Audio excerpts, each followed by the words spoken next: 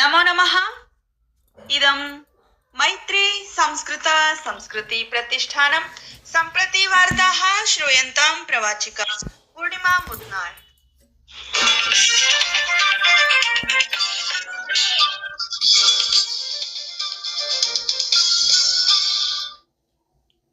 राष्ट्रपतिना द्रौपदी मुर्मू महोदयया नवदेहल्यां राष्ट्रपति भवने द्वितीये नागरिक अलङ्करण समारोहे पद्म पुरस्काराः 26,200 प्रदत्ताः।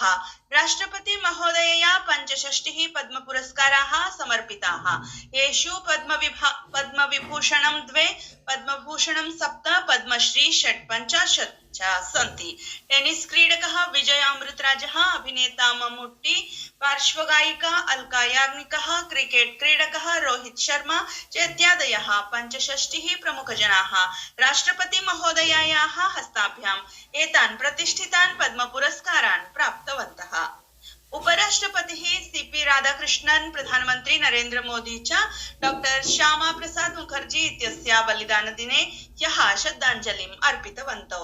सामाजिक प्रसारमाध्यमे उपराष्ट्रपतिः डॉक्टर मुखर्जी वर्यं दूरदर्शी नेता, प्रख्यातः शिक्षाविद्, निष्ठावान् देशभक्तश्चेति वर्णितवान्। केन्द्रीय गृहमन्त्री अमित शाहः अवदत् यत् अनुच्छेद 77 इत्यस्य निरसनेन डॉक्टर श्यामा प्रसाद मुखर्जी वर्या तस्य दूरदृष्टिः साकारीभूतेति। श्री शाहः डॉक्टर श्यामा प्रसाद मुखर्जी इत्यस्य पुण्यतिथौ श्रद्धाञ्जलिम् अर्पितवान्। सः भारतस्य महत्सु नेतृषु अन्यतमः इति वर्णयन् तस्य योगदानं देशस्य एकतायाः अखण्डतायाः च संरक्षणे साहाय्यम् अकरोत् इति अपि अवोचत्। अस्मिन् अवसरे श्री शाहः इत्यपि उक्तवान् यत् भारतीय राष्ट्रीय कृषि सहकार विपणन संघः नाफेड इत्येषः देशस्य प्रायः 74 लक्षं कृषकाणां साहाय्यं करोति इति।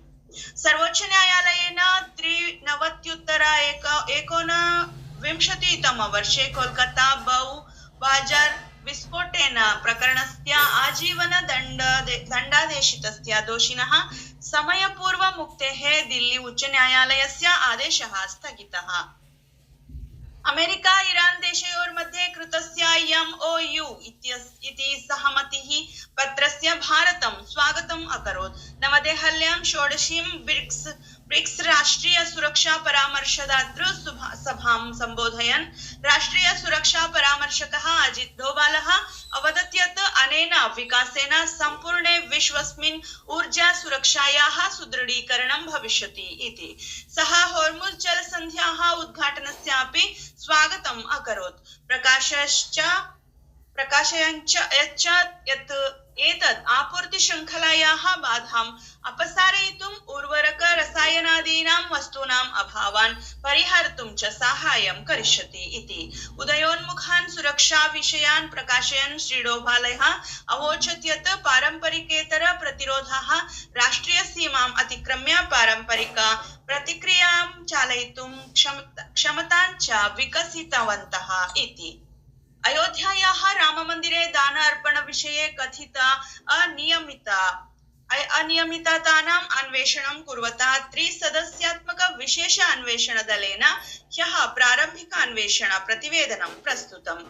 दलप्रमुखः लखनऊ आयुक्तः विजय विश्वास पंतः अतिरिक्त मुख्य सचिवाय गृह विभागस्य संजय प्रसादाय प्रतिवेदनं समर्पितवान्। प्रतिवेदनं समर्प्य दल प्रमुखः अवदत् यत् इदं प्रारम्भिक प्रतिवेदनम् अस्ति। मन्दिरन्यासेन दानराशेः दुरुपयोगस्य आरोपाः प्रकटिताः इति कारणात् राज्य सर्वकारेण अस्मिन् मासे 13 दिनाङ्के उच्चस्तरीया समितिः गठिता।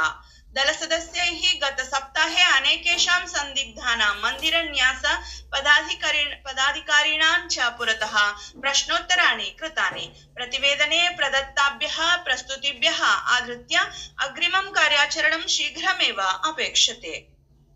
संयुक्त राज्य अमेरिका देशः भारतस्य M777A2 अल्ट्रालाइट हावत्सा इत्यस्मै 30,200 मिलियन US डॉलर इत्यस्य सस्टेनमेंट पैकेज आख्यं पुटकम् अघोषयत्। सामाजिक प्रसारमाध्यमे भारते अमेरिकादेशस्य राजदूतः सर्जियो गोर इत्येषः अवदत् यत् भारत अमेरिका देशयोर्मध्ये रक्षासहभागित्वं निरन्तरं वर्धमानम् अस्ति। प्रस्तावितविक्रयः समाप्त्यर्थं देशः सज्जश्च अस्ति इति। भारतेन अमेरिकादेशेन च उच्चस्तरीय व्यापारवार्ताः आरब्धाः।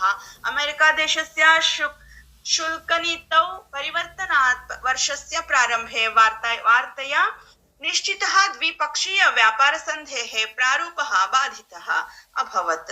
शिक्षक नियुक्ति परीक्षा विकृतीकरणप्रकरणे प्रवर्तन निर्देशालयः चेन्नई, तिरुचिरापल्ली, कोयमुत्तूर, मदुरै नगरेषु 18 स्थलेषु अन्वेषणं करोति। निर्देशालयः उक्तवान् यत् एतत् कार्यं 26-2000 वर्षे केन्द्रीय अपराधशाखया पञ्जीकृतस्य प्रथमसूचनावृत्तस्य आधारेण क्रियते इति वार्ताः। धन्यवादाः।